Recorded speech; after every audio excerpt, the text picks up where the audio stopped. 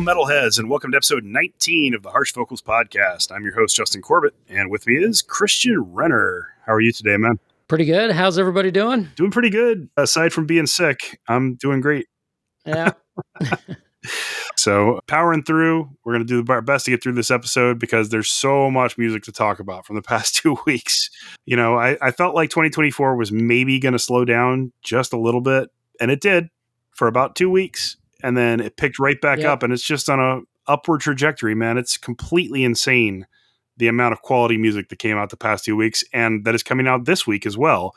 You know, I would normally say that I'm getting exhausted from it, you know, getting a little bit of like burnout from listening to so much, but it's all so freaking good that I'm not I'm not getting tired of it at all. I mean, I did my weekly playlist that I'm going to listen to through the week, this morning since all the new releases came out, and it's 708 songs long. So it's going to be a busy week. I just got done with a busy week. Mm-hmm. I think I had 600 some songs on the playlist for this last week. So yeah, it's there. It's definitely there. There's no slowing down. No slowing down whatsoever. And to be honest with everybody on our picks for this episode, we only picked 6 tracks to talk about. That's kind of the rule that we set for ourselves. But Christian, this is the hardest time we've had the episode so far picking the tracks we were going to play, because there was easily 10 to 12 that we could have played. Yep. A lot of contenders for picks, a lot of contenders for like end of year lists on this episode. Really just an incredible 2 weeks overall. So I think anything that we talk about today is worth checking out if you like any of these genres that we're going to talk about whatsoever. Yeah, it was definitely a rough one. Yeah.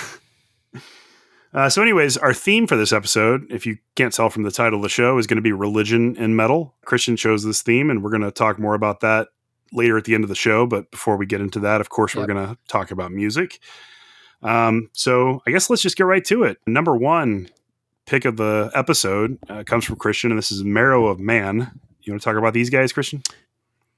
Yep. We got Marrow of Man. The album is called Ancient Hymns of Apocalypse. We got melodic black metal from the Netherlands. The track that I picked was Upon Mighty Plains of Ash.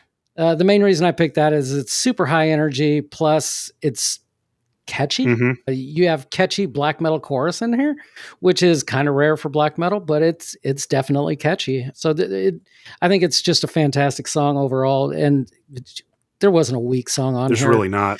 Yeah. This here's a one-man project. The man's name is Sahan Mazbar. And again, another unsigned band. How the fuck this band is unsigned is beyond me. But, he started out as a band called Forlorn Hope.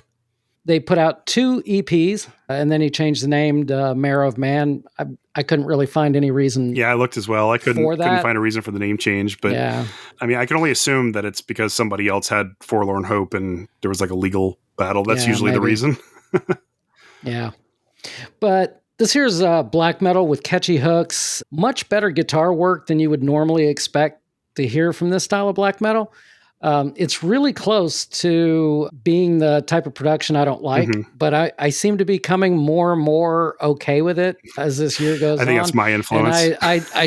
And I sent you a text message and said I'm blaming you for this, because normally if you would ask me about a year and a half ago, I probably would have just bypassed this because I didn't like the production. I listened to their last album as well, and I think this one here is definitely a level up.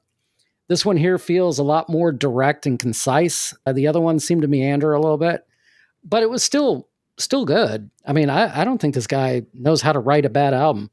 The first half of this album feels way more aggressive than the second half, where the second half feels a lot more introspective and almost like depressive in certain spots. Yeah, I agree with that. And, sometimes that almost feels like it's a slowdown, and usually I don't like that, but this one here was just done so well that whether he was going full bore or slowing down, it didn't matter. The songs were fantastic. So he could actually go in either direction.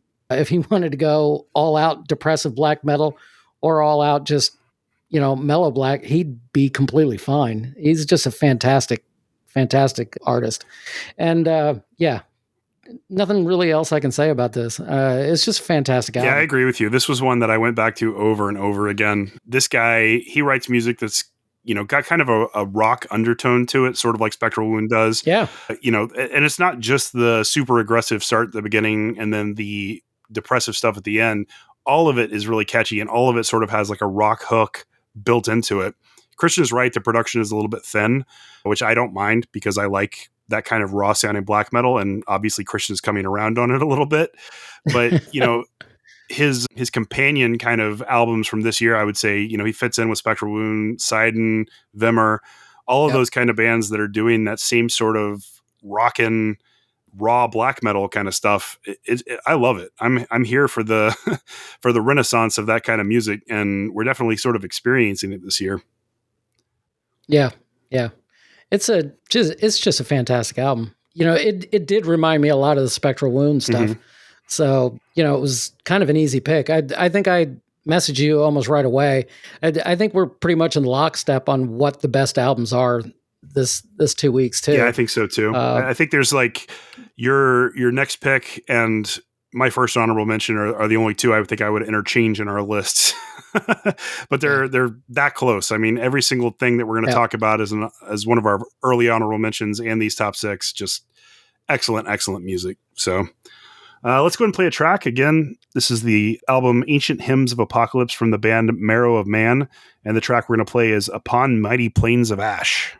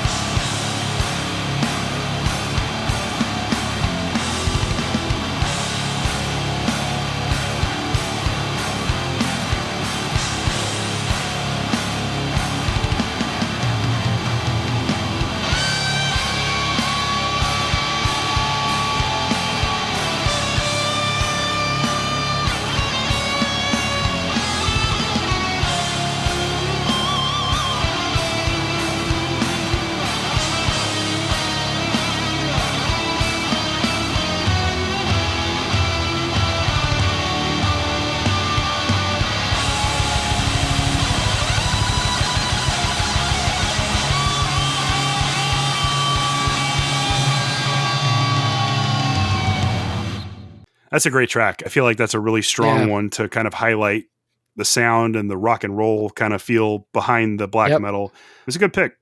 Very good. That riff in the beginning, oh, so good. So good. Yeah, I really liked this album. I went back to it probably 15 or 16 times in the first week, and I don't even know how many times in the second week. So it's just great. I couldn't get enough of it. Yep. So moving on, my first pick of the episode is going to be Together to the Stars. They put out an album called The Fragile Silence. This is post-black metal from Sweden. They've been a band since 2019, and this is their third full-length album. Themes on the album are social criticism, anti-materialism, self-loathing, introspection. If you listen to this, it almost feels like a very sad man just sitting on a hilltop staring at the stars. I know the name of the band is Together to the Stars, but it sounds like a very sad man sitting alone, which is perfect for me because that is my kind of music. So Yep. the minute I heard this, I fell in love with it. There is a couple of spoken word sections in the early tracks. I think track 1 and 2 both have very short spoken word things, but they were short, which is why I didn't mind them so much. They really kind of integrated into the song well. You've heard me talk about that on previous episodes. I'm not the biggest fan of spoken word in music, but it works exceptionally well here. And the music is just beautiful from beginning to end. It builds atmosphere. It makes you feel, like you're exploring the cosmos. It makes you feel like you're alone, but also part of something bigger. I mean, it's one of those albums that's very, very emotionally driven, which is something that I love. If you're listening to the show, you're already aware of that. I could not get enough of this one. That first week that it came out, I probably heard it 40 times. It's just an all around fantastic album. And I wish that it was coming out on vinyl because I would love to own it. Mm. The very first moment that I heard this, I was like, holy shit, this here's Justin Catnip. This is all about him. And to be honest with you, this is probably my favorite album to come out these 2 weeks. Wow. I absolutely love this album. If I had to, say what they sound like, and probably this is why you absolutely positively love it.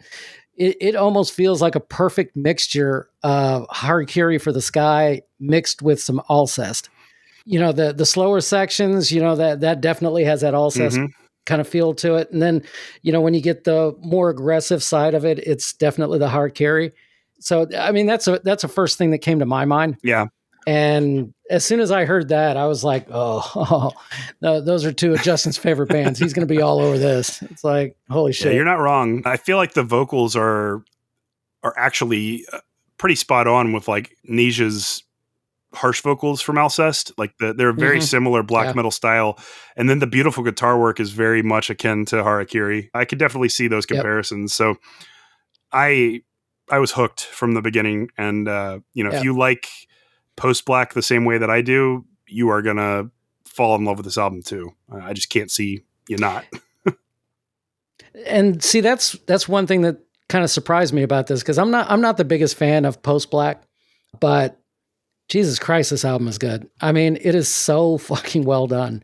Yeah, I just absolutely love this. And, I sent the band a message, and hopefully there's a vinyl release of this coming out. I guess we'll find out. Yeah. Hopefully. Yeah, this is one of those that sitting down and just having it spin on the record player and just relaxing and listening to it, letting it wash over you, as you always say, it would just be a great experience, I'm quite sure. So let's go and play the track. Again, this is the band Together to the Stars off their album, The Fragile Silence. And the track that I chose is Earthbound.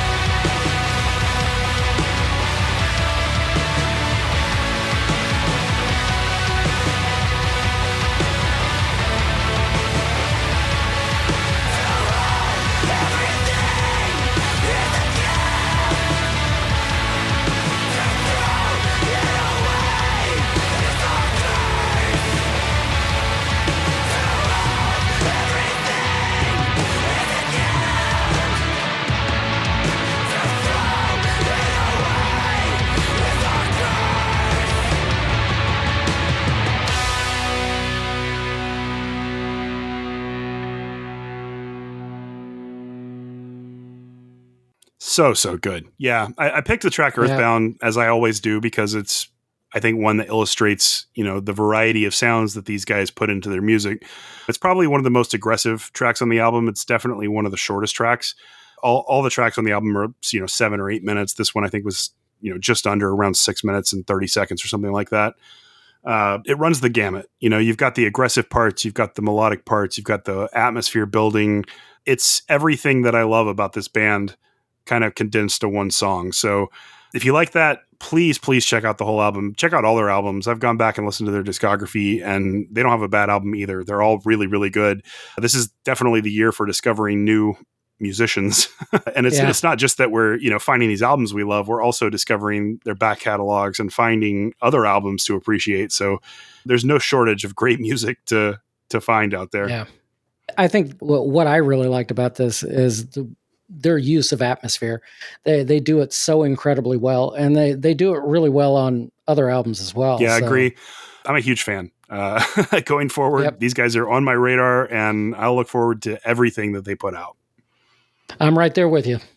All right, well, let's move on. The next band we're going to talk about is Mordcall, and this was Christian's second pick. Yep, we have Mordcall. The album is called Feeding the Machine. We have Mellow Death from Belgium.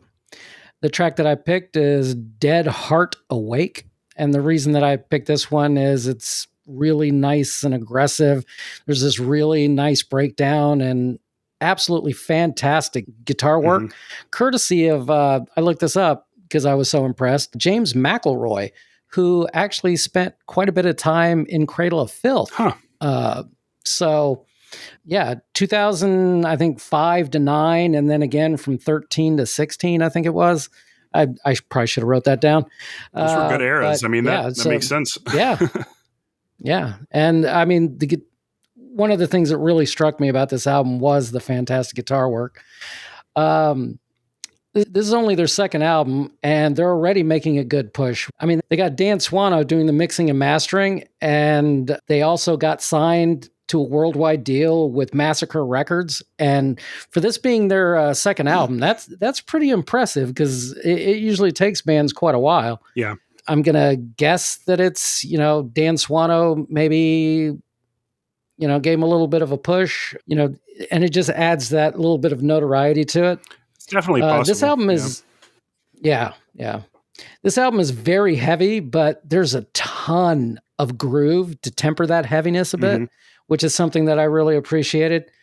Originally, an EP from early on in 2023 is how this album came out. The first half of it, and I guess the second half was supposed to come out in 2023, but never did.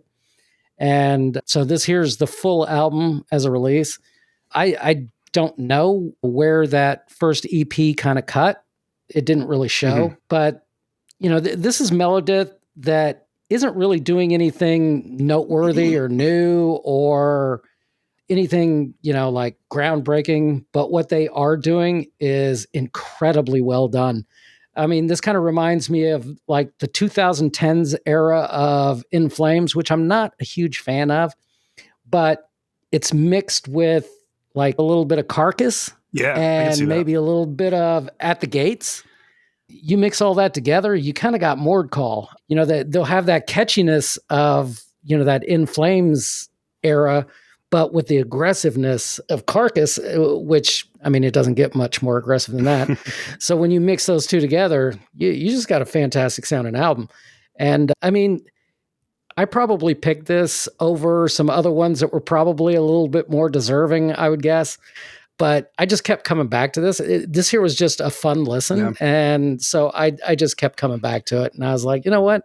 I just like this album. So I'm going to pick that one. Yeah, I actually like the In Flames comparison because, that era where Anders was doing a lot of clean singing, it just didn't work. They were doing a lot of like auto-tune on his voice and weird vocal stuff that just didn't work for me. I wasn't a big fan of a lot of those albums, but musically, they were still In Flames. They were, creating great guitar work and drums and everything else. And I could definitely see that sort of Swedish Gothenburg mellow death groove sound in Mordcall. Yeah. I like that the vocal styling is not all deep growls. Also, I like that they do that kind of scratchy, higher pitched growl a little bit.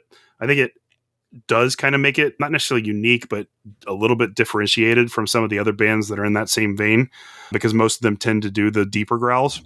But I like this album a lot. I don't feel like it was the 6th best album. I feel like it was the 8th best album.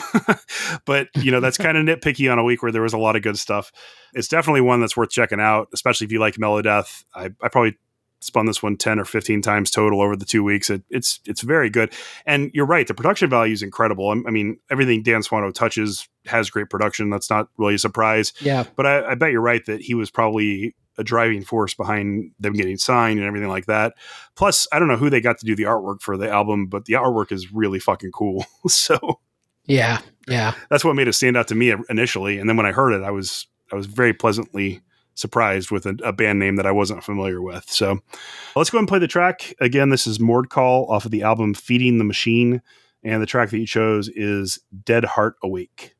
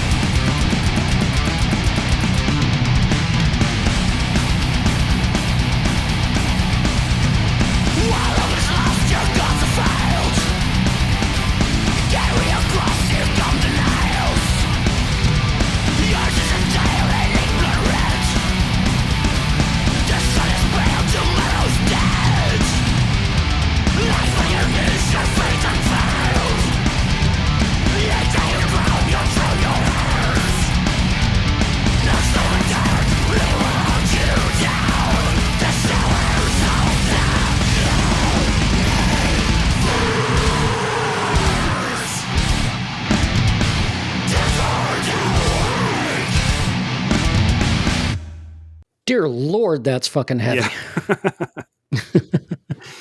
I absolutely love that song, and because of the heaviness that's involved with it. But Jesus Christ, that is such a good song. And I mean, honestly, all the songs are kind of in that vein. They're not drastically different from one to the other. I really could have flipped a coin and, picked any one of them, but all of them showcase everything that this band does extremely well. And that guitar work is phenomenal on this album. Yeah, and clocking in at 45 minutes is just about right for Yeah. This type of music. There's really not any bloat. All the songs are pretty succinct. It's a great album. There was a lot of great albums this week. Yeah. Yeah. All right, so let's move on to another band that I'm new to, but completely in love with now. This is the band called Tor M Duinath. That's spelled TAUR-IM-DUINATH. They took their name from Lord of the Rings, as many black metal bands do. Inside of the Lord of the Rings mythology, their name means the forest between the rivers. And the album that they put out is called Verso Casa. So these guys are black metal from Italy. It's progressive in places. It's post-black in places. It's atmospheric in places. It's melodic in places. It's got a lot of the different kind of things that I like in other black metal built into this. And the sound is something that just seems to sort of build upon itself in every single song. None of the songs start out super aggressive. The aggression is kind of interspersed throughout the tracks. Like there's a lot of melody and atmosphere, but there are parts that are just really, really heavy. And I couldn't get enough of this. To be honest, this was my most listened to album of the last 2 weeks. I probably heard this thing 50 times. I just kept playing it over and over and over again while I was working, while I was sleeping, while I was doing anything. This scratched some kind of itch that I've been having all year that nobody else was doing. And I don't think it resonated with Christian quite the way it did with me, but I could not get enough of this album. Going back to the specifics, though, this is their third full-length album since 2016. I have not had a chance to go back and check out their previous discography yet, though. Did you do that, Christian? Did you listen to these guys much? I actually listen to this quite a bit. I actually really like this album. It's just so much atmosphere in this. And I mean, between this and Winter Phylith, I was having a hard time picking which one that I kind of liked better. And this one here got the edge. I think it's just more dynamic. Winter Phylith is I thought the album was really, really good, but it's very, I think it's Winter Phylith. I think the Winter Phylith album is the 9th best album of the week. And it has just the smallest amount of bloat that none of the other ones in our top 8 have. So, but I mean, it's still a great album. I love the Winter Phylith album too. It's definitely a contender for being a pick. But the sounds are different. Winter Phylith is more of a melodic death metal that sounds like black metal kind of build. And this is more atmospheric black metal that has some death metal overlays on it. Yeah. I mean, what I got from this a lot is they reminded me, like, do you know the band Panopticon? Like if you mixed a little bit of Panopticon with Agalloch. Yeah, that's actually a like that kind of. That's actually a really interesting comparison, but I see it. Like the Agalloch kind of slower atmosphere building, meandering, and the Panopticon heavier parts kind of dropped into the middle. Yep. But imagine if there's like smooth transitions between the two. That's what this would sound like. Yeah. But those two bands are the slower, more atmospheric sections remind me a lot of Agalloch, and the aggressive, what you were saying, how heavy certain sections are, that reminded me of Panopticon. Yeah. So like I always try and find, something, especially if it's a band that most people will probably not know. Like I'll try and find a comparison to a band that people probably will know. So, and that's a good thing. You're better at that than I am. Yeah. Just years and years and years of listening to this stuff. Yeah. Well, again, this is kind of a long track. This is about 7 minutes long. So please bear with it. There's a lot of great changes in here that I think will draw you in and make you appreciate everything that these guys are doing. The track that I'm going to play is called Madra Nate. And again, the album is called Versa Casa, and the name of the band is Tor M Duinath. Check it out.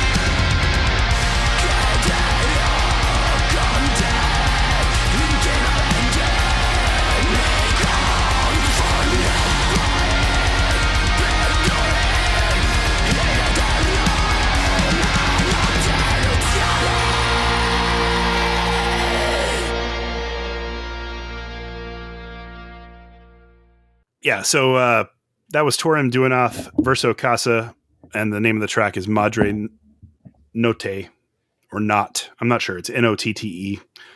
They're Italian, so it could be either. This is also a solo project. The man behind it simply goes by the name F, the letter F. So not much information about him or, where this came from, but I can't get enough of it. I'm madly in love with this album. Christian was asking me while it was playing if there's vinyl for it. There's not, as far as I know. There is for his previous 2 albums, so I'm hoping that there will be at some point, but it's like an instant buy for me if they ever do release that. Yeah, I'd be on it. Yeah. I mean, that's one sign of a very strong week is, I said to myself at the beginning of the year that I was only going to buy 1 vinyl album per week and keep it to 52 records that I'm going to buy this year.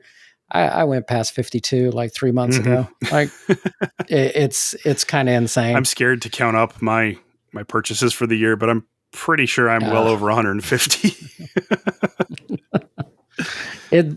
But it's that good. What are you going to do? I mean, we say it all the time. 2024 is the best year for metal in 30 years. And the crazy thing is, I still see people posting on Facebook and Twitter who are just like, "This is the worst year ever. Nothing good's come out." And it just blows my mind. Like you have to not try to find music to think that it's a bad year. Yeah. It's just crazy to me. Well, I think those people are the same people that, they only see the biggest releases. And if you're only looking for the biggest releases, and nothing really has come out that's really all that great this year. So what are you going to do? You got to dig a little deeper. You got to listen to this podcast. Yeah, expand your horizons. Yep. All right. Start listening to production that you don't really care for. Well, I mean, even without, even excluding those bands, I still think you could say this is the best year. 30 years. Yeah. If raw production is not your thing, there's tons and tons of polished bands that have put out great albums this year for sure. Yeah. I mean, that In Vain album sounds phenomenal. And it doesn't get much better than that. It honestly doesn't. But speaking of slightly more polished albums, let's go ahead and move on. The next one is an album that you and I completely agree on. The band Isolert put out an album called Wounds of Desolation. You want to talk about this one? Yep. We got Isolert. Like you just said, the album is called Wounds of Desolation. We got black metal with a little tinge of melodic black metal in there. To me, it seems a little bit more black metal than melodic black metal, but you could probably pick either way. But and from Greece, and the metal scene in Greece must be insane. Yeah, because there's so many good bands that come out of a country that small.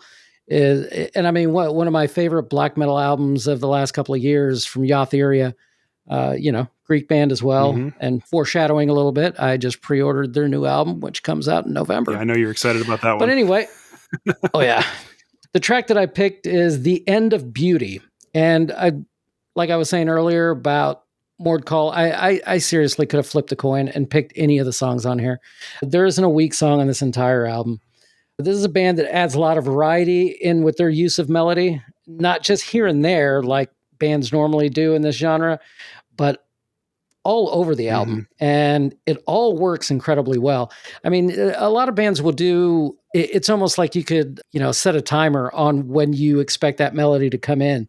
And Isolert does not do that. No. Some songs it's at the very beginning, at some songs it's at the end, at some songs it's in the middle. It's just really, really rare that they do the same thing twice. They have 3 full-length albums and an EP split with a band called Insanity Cult. If you're looking to go back, I listened to their last album, World in Ruins, in 2020. And that one is just as good as this one. Perfect example of what second wave black metal sounded like. Except the production value is modern. Yeah, better production. Yeah. I mean, this whole album just feels angry and evil, vicious, but has that vicious. The description I would attribute to Isolert. Every single song is just like punctuated with viscera, and it's just harsh as you expect harsh black metal to be. And typically with like second wave black metal, like we're talking about, they weren't really interested in melody. I mean, there was some, but it wasn't a focus. Isolate has kind of done something different, like you're talking about, and integrated the melody into every single song in different ways, but they've never lost that aggression. They've never lost that like visceral, sense of hatred and violence that they sort of have built into their music. And this album just floored me the first time I heard it. And I went back to it many, many times. And I think that's where I get the idea that they're more just a straight black metal band than they are a melodic black metal band. Even though there's a lot of melody in here, it's that viciousness. It's that aggressiveness that it is all through this album that, really showcases that. But they also have, these sections of just pure beauty here and there that you're just like, what the fuck? It's almost like the song title. Like they want to show you something beautiful so they can destroy it for you. Yeah. That's almost what it sounds like.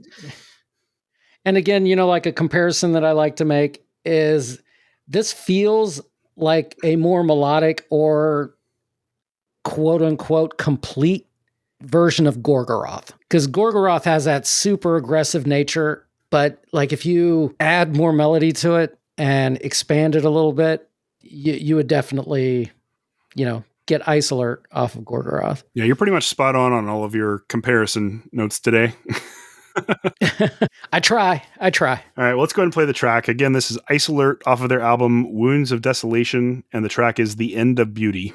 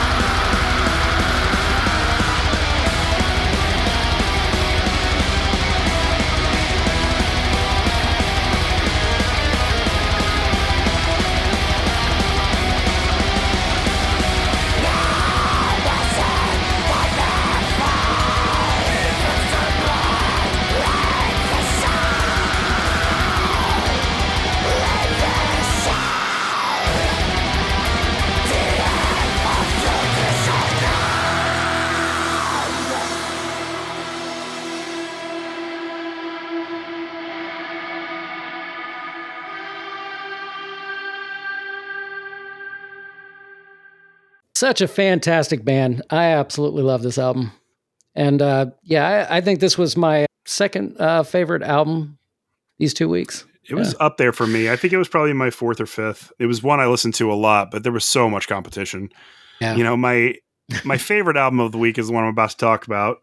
Furtan put out an album called Ethos. This was not my most played album of the week because it almost is sort of a mood album. But at the same time, I listened to it a lot, probably 20 times. I've been a fan of Furtan for quite a while. They're part of the AOP stable of bands, you know, Harakiri, Groza, Agripni, Furtan, Alinde, like all those guys I have been a fan of for several years, and I've enjoyed every release they've put out. But this album in particular is a tremendous step up in musicianship and songwriting and everything else for these guys. One of the things that makes Furtan a little bit different is that part of their composition is violin. They have a permanent violinist in the band, and she's been on every single album. And in some of the earlier stuff, it almost felt like the violin was pushed to the forefront or accentuated too much in some of the songs. And it was a lot of the folk element kind of stuff, more so than the black metal. This one, I think they struck an absolute perfect balance between the atmospheric black metal and the melodic folk stuff. And I honestly couldn't get enough of it. Like I said, it does feel kind of like a mood album, so it's not one that I always want to listen to, but I think it was the best, technically, that came out the past 2 weeks. Another thing that I've noticed this year is that AOP is really pushing their artists to do guest spots on each other's albums. Harakiri for the Sky did an appearance on the Agripni album, on the Groza album, and on the Furtan album. Groza was on the Agripni album. Alinde's been on several other albums as well, but the track that Alinde and Furtan put together for this particular album is one of my favorite tracks of the entire year. And that's the track I've chosen to play for you guys. It does sound in places like an Alinde song, but it also sounds in places like a Furtan song. But I do think that it kind of gives you a feel for how the band has evolved if you're already a fan. And if not, I think it's a great first exposure to them that'll hopefully lead you to check out more of their stuff. Christian, did you listen to this Furtan album much? Yeah, I liked it quite a bit. I didn't like it as much as you did, but like I hear a lot of Alcest in this too. You know, there's a lot going on this album. Like if you don't like where this song is at the moment, just give it a minute. It'll probably change up, and you'll probably find something to like. There's just tons going on this record, and that's one of the things that I really liked about it, because you couldn't really. Like some bands, you can tell where this is going, and you couldn't with this album. Yeah, it's all emotionally driven pagan black metal, but you know, it's atmosphere as well, and it's also a lot of folk stuff, which I've become a huge fan of. I mean, I've always kind of liked it, but I'm becoming more and more of a fan of folk music. I think you and I are both kind of evolving as to what we like, you know, this year, because we're listening to so much with purpose, and so I just absolutely adore this. I'm a huge fan of Alinde. They just put out a EP a couple of weeks ago that was a re-recording of one of their older albums, and it's just one of the best albums that came out this year. We didn't really talk about it because it was a re-recording, but it's just great. And this Furtan album is great as well. I hope people check it out, and I hope you guys like it. Let me go and play the track. Again, this is Furtan off of their new album, Ethos, and the track is called Wermut Hoc Am Firmament, which translates to Wormwood High in the Firmament. And this features Alinde. So hope you enjoy it.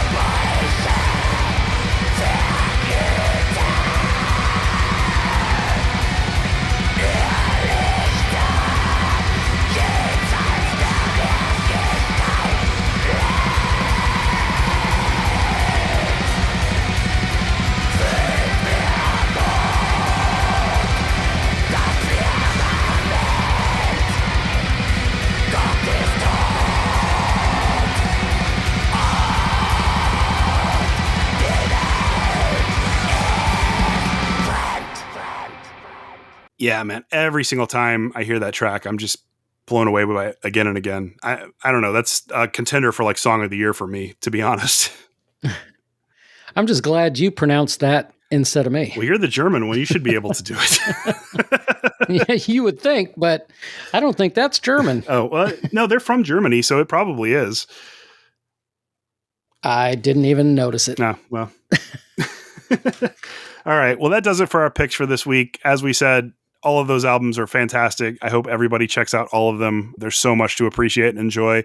And now we're going to get into our honorable mentions, which also is full of great stuff. So I'm going to let Christian go first, as always, and then I'll take over my shorter list.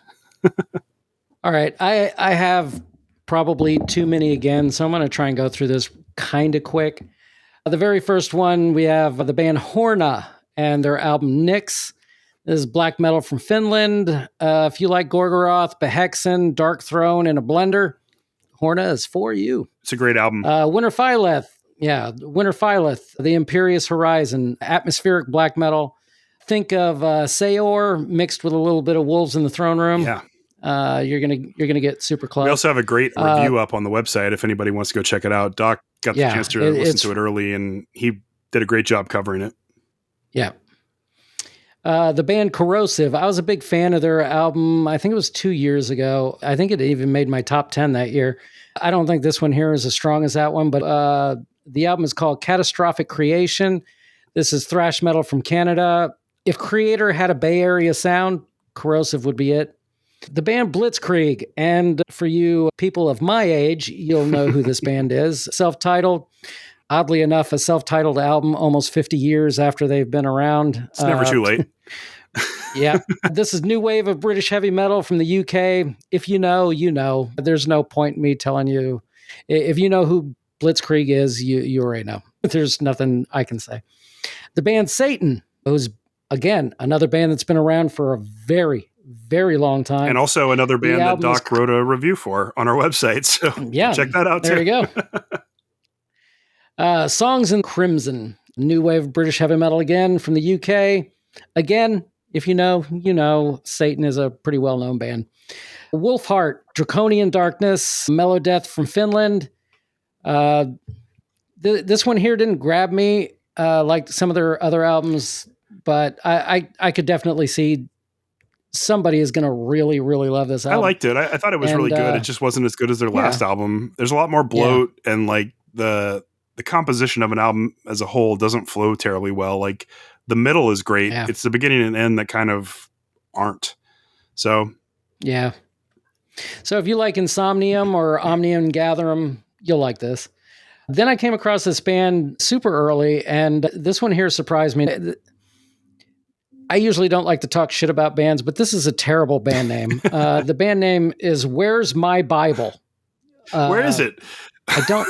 Yeah, I don't know. I'm running late for church. I don't know. The album is called Cave with a K, which I don't quite get that either. This is a little bit of thrash, a little bit of deathcore, a little bit of death and roll, all kind of mixed together from Finland. And I think what ended up really annoying me about this album is there's way too many interludes on the second half of this. The last 8 tracks, 4 are instrumental or interludes. Editing is your friends, guys. Yeah. Editing is your friend. But the good stuff on this album is great. It was fantastic. You pointed these guys out to me, and I listened to it probably 3 times. It's a very, very good album. The parts that are good. This is one of those bands that it's like, now we're aware of them. We'll keep an eye on them, and hopefully they learn how to edit a little bit better in future albums. Yeah, and maybe change that band name. I don't know. It just seems like such a, I don't know. I'm talking about it, so maybe it's a good thing. I mean, so, that's probably why they chose it, because it's so odd that it's going to make people talk about them. Yeah. Yeah. Like, oh, have you heard the new Where's My Bible? What? Yeah. Then we had Flotsam and Jetsam, I Am the Weapon. People already know Flotsam and Jetsam is thrash metal mixed with a little bit of just straight up heavy metal from Arizona. Best album I've heard from these guys in quite a while. And I actually really dug this album. Then I came across a band called Timeless Fairy Tale. I guess the album is called A Story to Tell Power. And it's power metal from Denmark, Italy, and Sweden. It's a international type band. And I don't think power metal's done very well this year. And I am actually a power metal fan. I do like it.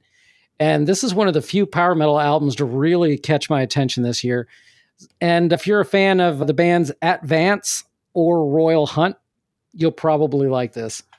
And we had the band Victory, another band that's been around for a very, very long time, early 80s. The album is called Circle of Life. This is heavy metal hard rock from Germany. Another classic band with a really strong release, almost 40 years, 50 years since their debut. If you like Accept or Crocus, you will like Victory. Then I came across this band, Wolf Brigade, Life, Knife, Death. This here is a 50-50 mixture of punk meets Motorhead. 12 songs and 27 minutes. This is just a fun album. This is just fun. Yeah, I did. That's what you would expect. I like that one. Yeah. You know, it probably wouldn't make my honorable mentions or, high up on my list or anything, but it was a fun album. I enjoyed it. Yeah. And, just 27 minutes, get in, get out.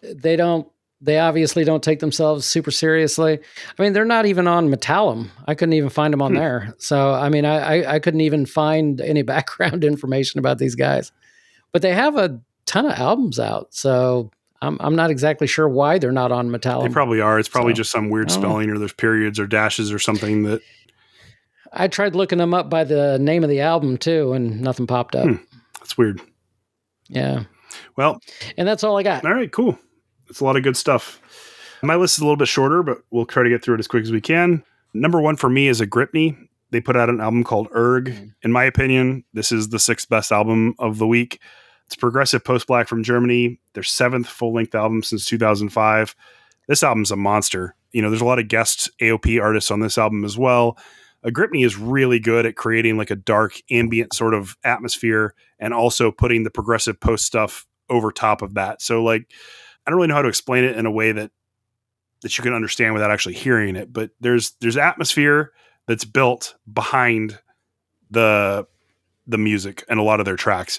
And this album is no exception. I've been a fan for several years. I love the Gensganger album they put out. Metamorphosis made my top 25 of 2022.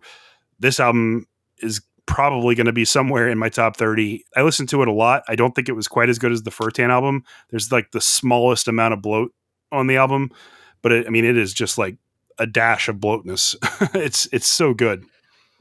Yeah, I really like this one. I think I just played More Call More, and I kind of figured we would have a pretty heavy dose of black metal and maybe some mellow death to probably, break it up a little bit. That's fair. That's fair. There's definitely a lot of black metal in this episode compared to some of the others.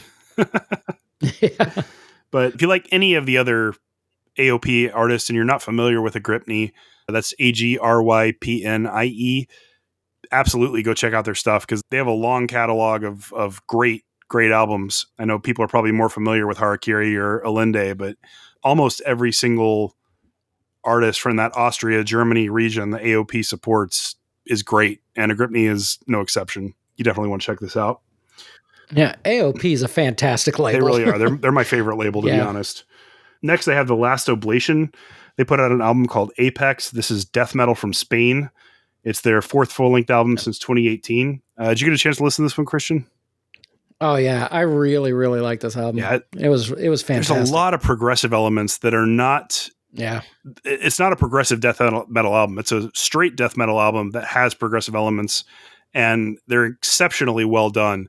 The songs flow from one to another really, really well. And then they close up with this really beautiful, like, instrumental track. I loved this album. It was one that I went back to many, many times, and it may not make my top 30, but it's going to be, my top 50 for sure for the year. Yeah, fantastic guitars on that album. Yeah. Then a band called Insurrection. They put out an album called Obsolescence. This is death metal from Canada. It's their 5th full-length album since 2004. This is traditional death metal with a lot of like technical kind of stuff built into it. There's blast beats and there's a lot of like really proficient guitar playing on here that I thoroughly enjoyed. There is a couple of tracks that are way better than others on the album. And there's a couple of tracks that are just kind of okay. But I liked this album a lot more than I disliked it. So I thought it was worth mentioning for sure. Next is the band Shadow and Claw. They put out an album called Whereabouts Unknown. This is black and sludge metal from Idaho, and it's their debut album. They're an unsigned band. It's this really interesting combination of black metal and sludge metal. You don't really see much of that, because those two genres are sort of at odds with each other, but it works so much better than I would have expected it to just reading about it. I like this album a lot. It's one that I think will get better with time. It's one of those, the more you listen to it, the more you'll appreciate it. So definitely one I'll be spinning for the rest of the year. Next is Zeit der Dunkelheit. They put out an album called Die Letzten Tage. I don't know. My turn to mispronounce things. Tage. Okay. Yeah, Tage. It's atmospheric black metal from London. It's a solo project of a guy named Jim Cakes. It's kind of a mixture of black metal and medieval folk metal. Also a debut album, also an unsigned band. Did you listen to this one, Christian? I did. It didn't hit with me. If I remember right, it was the vocals that I just was not a fan of. So there are a lot of clean vocals. If I remember right. There are a lot of clean vocals on here, but it's somewhere within the range of clean vocals that I like.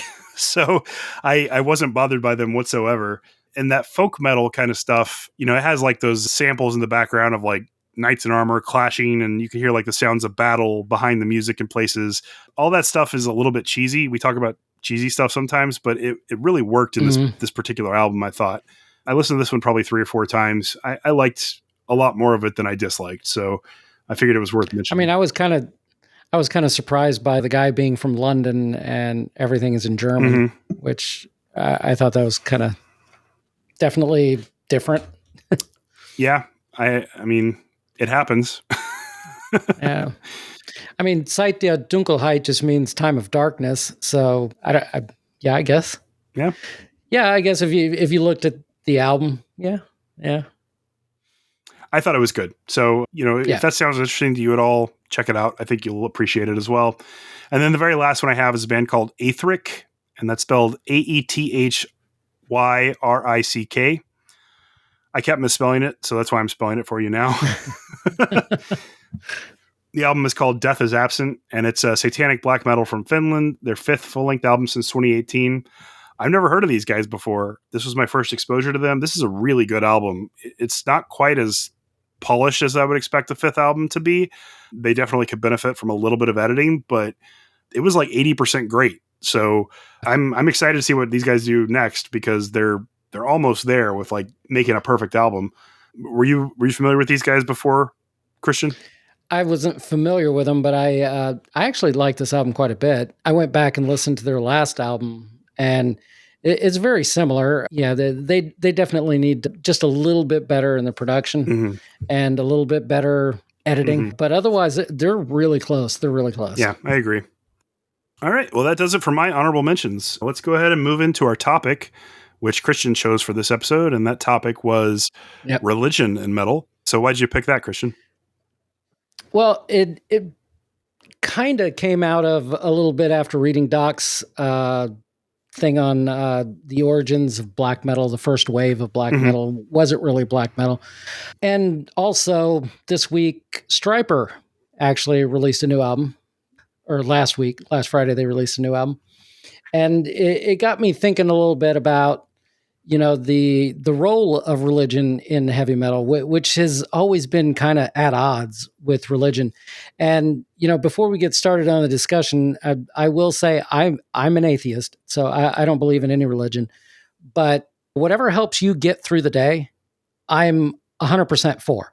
If that's Christianity, if that's, being a Muslim, whatever, if you want to worship a head of lettuce and that keeps you from, offing yourself or hurting other people, more power to you. My only issue is when religion is being forced on other people. That's where I draw the line. Same here. So like if you want to try and make rules based on your guidebook for other people that don't believe in your guidebook, that's where I have a problem with it. But if it's used for you personally, I have no issue with it. So the best philosophy in life for everybody is live and let live. Yeah. I listen to tons of black metal every single week that is satanic. So, I can't give Stryper shit for singing about Christianity. All right.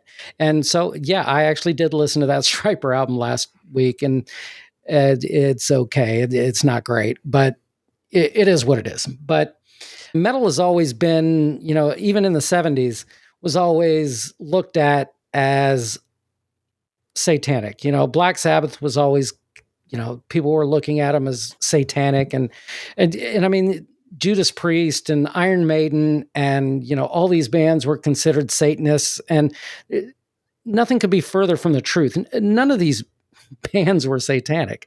They may have had the darker imagery or whatever. And so part of what I wanted to talk about was how much of this religion thing, especially when you got satanic bands, I have a hard time honestly seeing that they're truly worshiping Satan. You know what I mean? I just kind of wonder if how much of that is actual a religious thing or how much of it is for image. Well, like Satanism has a lot of different sects. There's, I believe it's LaVeyan Satanism that is the one where it's the idea of a figure that rebels against God. And, they don't necessarily worship Satan. They worship themselves as a being that also rebels against God. And, that's one aspect of Satanism that I've always kind of thought was interesting because I have a lot of friends who fall into that category. But then there's also the side of it where they truly believe in God and the devil, and they're choosing to, support the darker side of religion. So, I mean, it is both, and there's even more beyond that. I mean, we could spend hours talking about all the different sects of Satanism that exist, but it doesn't necessarily mean the same thing, from one person to the next. I mean, I think to the general public who's uneducated, they all just are like, oh, you're devil worshipers. Yeah. And, the satanic panic that's been going on since the 70s and still is kind of having a resurgence today. That's the mindset that those sorts of people have, which, metal is supposed to be aggressive and dark and full of imagery that's going to excite people and scare off people that are easily frightened. I mean, that's kind of always been the thing. So of course they're going to use satanic imagery and pentagrams and Celtic runes and all kinds of stuff in their music to try to like frighten off the Christians that are so sensitive about it. In my experience, I'm pretty much an atheist too. Christians are not capable of living and let live. Part of their whole philosophy is that they're supposed to go out and preach and proselytize and convince other people to accept the word of God and yada, yada, yada. And I mean, I was raised Christian. I grew up going to church till I was like 15, and I had friends that were parts of other religions. I had friends that were Mormons. I had friends that were Greek Orthodox, and I grew up Methodist, but I would go to their churches sometimes. So I've been exposed to a lot of different sects of Christianity, sects of religion. And I mean, it's all very interesting, but it all comes down to like pageantry. And I mean, you can believe whatever you want. I don't care. It doesn't affect me whatsoever. I've never enjoyed having somebody try to force their beliefs on me, which has happened many times. Aside from that, I have no problem with it. And it's like, with the music, I've accidentally discovered Christian metal bands that I've been like, oh, this is really good. And then I look it up and I'm like, oh, they're Christian metal. That's kind of weird. But it doesn't really bother me, just like with you, it doesn't really bother me which side of the line they fall on, because I know there's a lot of satanic black metal bands that I like, so occasionally I will find one that's on the other side that's good too, but I'm not seeking it out for that. I do think it's kind of funny though, sometimes how seriously some of these Christian metal bands take themselves. I don't know. Did you see the news this past week about the Texas band Bloodlines? It was all over the internet, right? So they basically wrote a song about pornography and how people shouldn't give into it. And there's this video of a concert they're putting on where right before their breakdown, they shouted in the microphone, "Pornography will not take a hold of you. Purify your way according to the word, for you can do all things through Christ." And then it's like, it's like super hard, like anti-porn, which I mean, that's not necessarily religion, but they're a Christian metal band. So, I mean, the video is pretty funny if you watch it, just how seriously they take themselves. And I mean, there are black metal bands that take themselves super seriously too. I mean, it's it's laughable on either side. That's why I like bands that are like able to take it with kind of a tongue in cheek attitude, and you could tell when they can. They know they're just doing it for the image. Well, I mean, in Scandinavia in the early 90s with the black metal bands, you had church burnings and, that. But I don't know if that was anti-authoritarianism or if it was, shaking your fist at the government or, churches for a very long time had a very strong hold on a lot of the Western countries.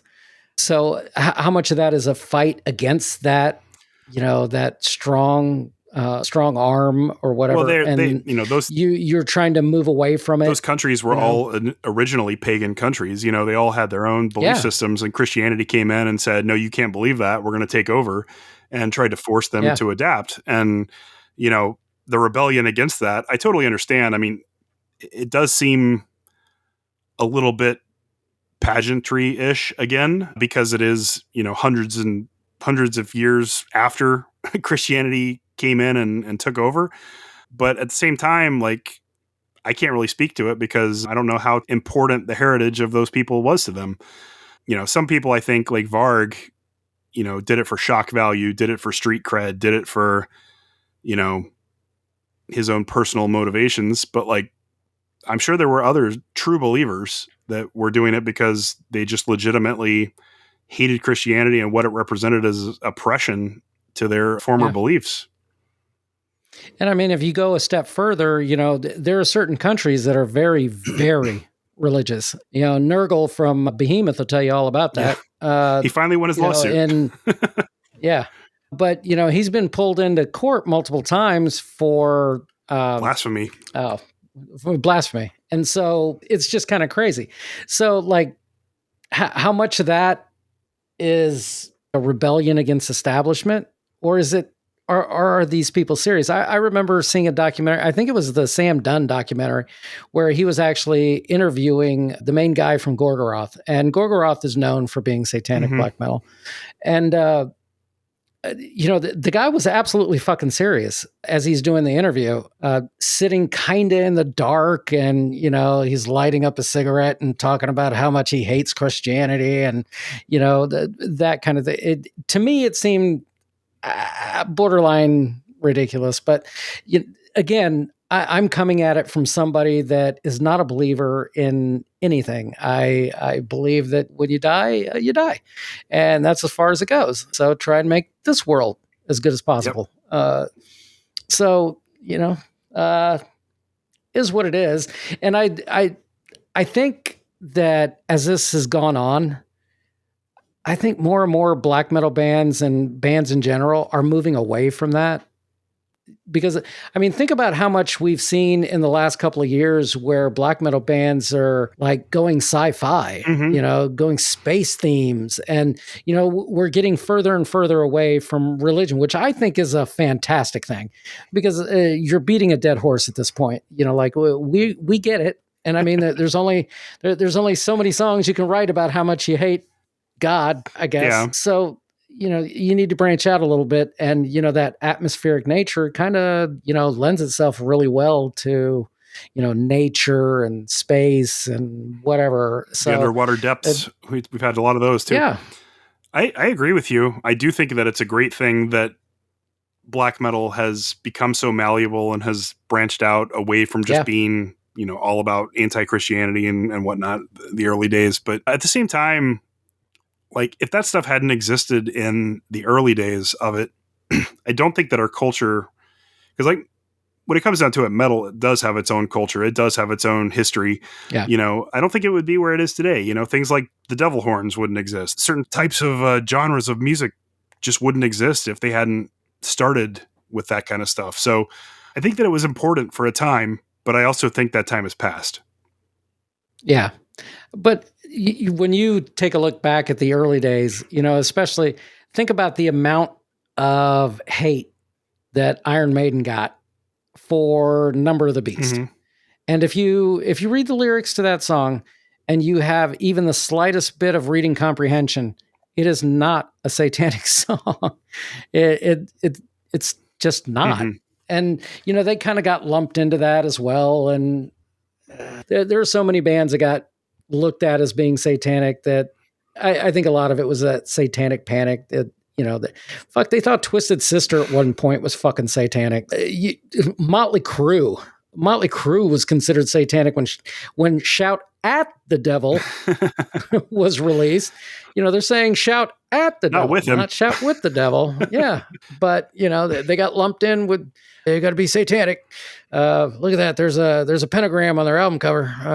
But I mean, even before metal's rise to prominence, rock bands were getting accused of that kind of stuff too. I mean, even as like non-threatening stuff as like the Beatles, like, back then people were like, oh my God, they're shaking their hips. Elvis. Elvis is shaking his hips. He must be possessed. Like, Yeah.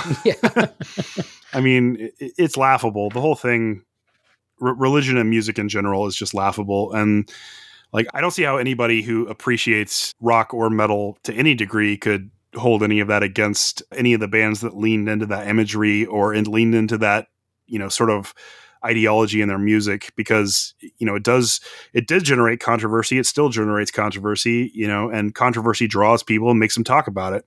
So, I mean, a lot of those bands become popular because they were, against what the people in authoritative positions were okay with. Well, like I said, I think we're moving away from that. I don't think most people really care that much. But then every so often, just thinking about this as we were just talking about it, that festival that they had like in Tennessee or Kentucky, and people that lived in that town were posting all over their like Facebook group kind of thing, talking about how this is going to open up a portal to hell. And it was so over the top. I mean, it was literally laughable how over the top it was, that, by a group playing some music, it's going to open up a portal to hell, and that the entire town is going to be swallowed up by it. And yeah, it was just so laughable. But so, I mean, even overall, I think we're moving away from it. Well, I mean, you could say that, but then again, the Olympics just happened and Gojira played, and a huge part of the American population, at least, were like, "What is this evil thing I'm seeing on my television?" Yeah, true. So, I mean, and I mean, Gojira sings about, like we talked about, they sing about whales and shit. Like, they're not they're like the least satanic band out there. Yeah.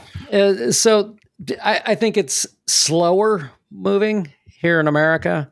I think that, the Christian right still has a pretty strong stranglehold.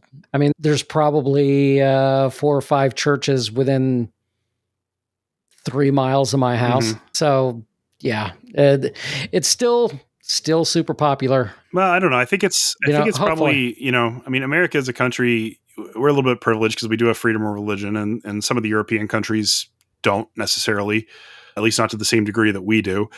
Obviously with like Nurul having to deal with blasphemy charges and stuff, his country doesn't. But like in America, I feel like it's almost 50-50 at this point. So it's pretty much split down the middle, I think. Who knows?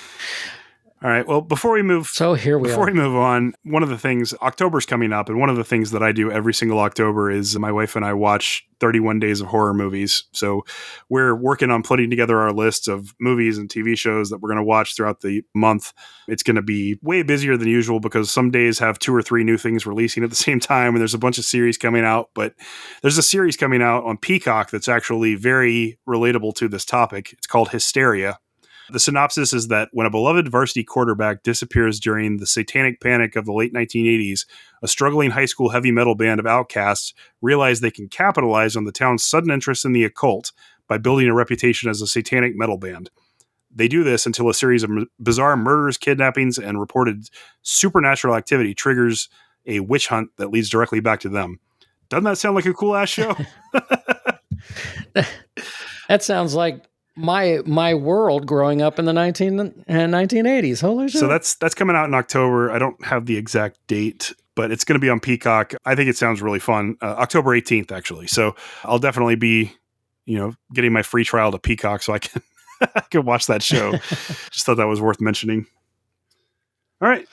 Yeah, I think we pretty much covered that, though. Yeah.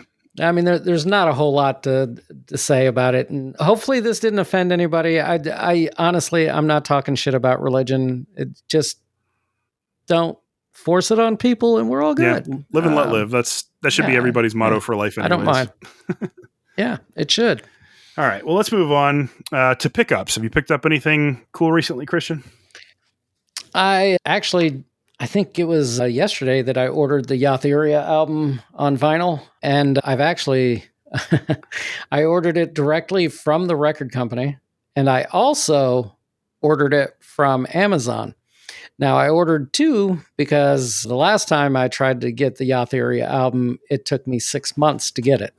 And that is not happening this time. Whichever one ships first, the other one gets deleted. Yeah. So, yeah. Other than that, I got Amience's Abreaction on vinyl. Nice. My Spectral Wound album came in. Fantastic record. And then I got Nyctophobia on the way. I'm not sure what the delay is, but you already got yours. It's just absolutely beautiful vinyl. It's gorgeous. Yeah. I got that on the way. So that's my pickups. Nice. Well, as for me, there's a new service coming out called Ampwall. And I think I mentioned it on a previous episode, but I'm going to dive a little deeper here. It's basically a competitor to Bandcamp. And one of the things they're doing that's kind of interesting is that you can sign up for a subscription with Ampwall, and it's like $10 a year.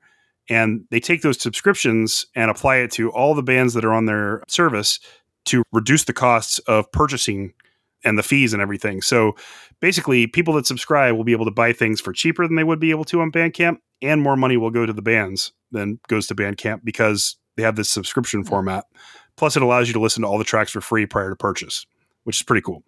They also have a Discord community they're building, and they actually just opened that up yesterday. So I joined that, and I've been talking with several of the people that are designing this and working on this and other bands that are in there. It's a really cool community. I highly recommend checking it out. You can find out more at ampwall.com.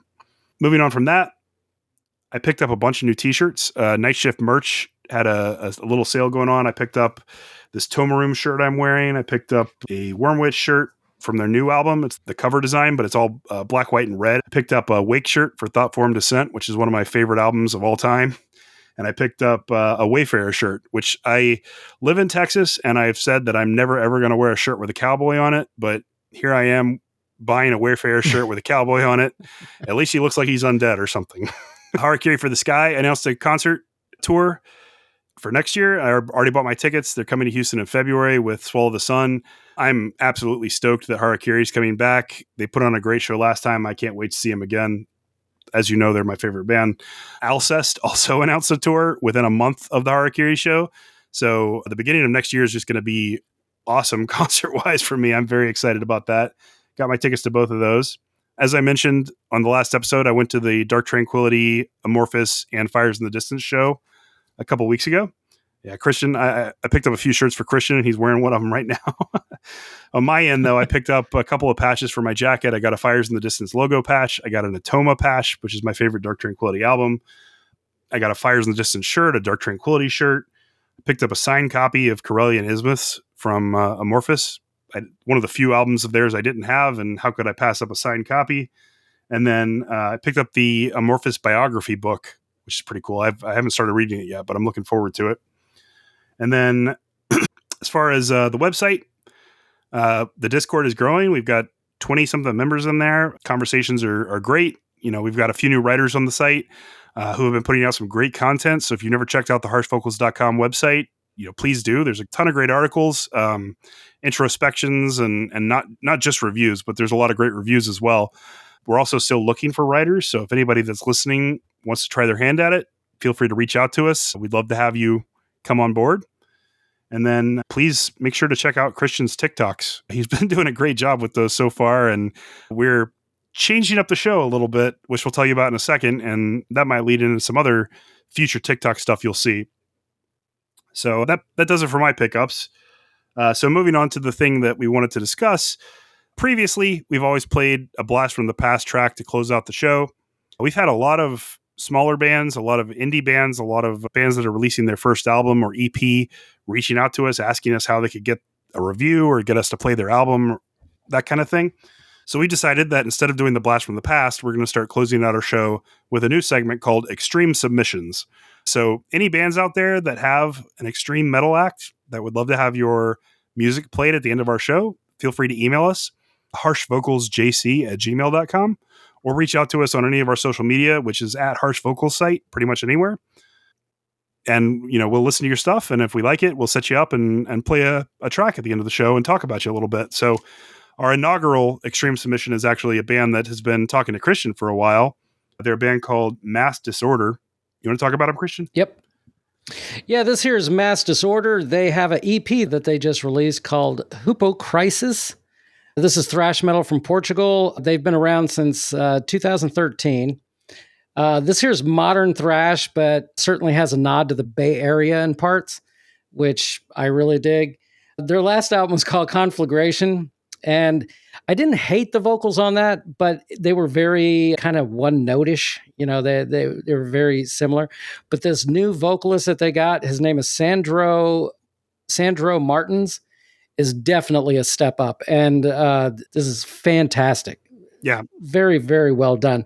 This is definitely going to be a band that I keep my eye on. The song that I picked was Prophets of Hypocrisy. It's actually the longest song on the EP, but it's only 5 minutes, but it does a fantastic job of showcasing exactly what this band does extremely, extremely well. There's breakdown sections in here. There's aggressive sections. There's a little less aggression, more melodic sections, and, that kind of remind you a little bit of that Bay Area sound. And overall, this is just a fantastic album. And I'm super glad this band got a hold of me, and look out for a TikTok video that I'll probably be doing here pretty soon to highlight this band. Yeah, I actually really like this a lot too. Thrash is not my primary genre, but I do like some of it from time to time. This is thrash with like very growly sort of vocals, so I really liked it more than I thought I was going to. I think these guys are great. They've got a bright future ahead of them. I hope that they do get an album put out pretty soon so we can do a full review for them. But this EP is a great starting point. Very impressed with everything they put out, and looking forward to more. So good job finding these guys, Christian. I didn't find them. They found me. So, but I don't know what's going on, but Portugal and Spain lately, they've been crushing it as far as thrash metal bands go. Right now, probably my favorite thrash metal band out there is Angelus Apatrida from Spain, and they're just crushing it lately. And, this band is right on their heels. So yeah, who knows? All right. Well, we're going to close out the show with their track off their new EP. Again, this is the band Mass Disorder. The name of the EP is Hypocrisis, and the track we're going to play is called Prophets of Hypocrisy. Hope you guys enjoy it, and we will see you back in a couple of weeks. See you in a couple of weeks.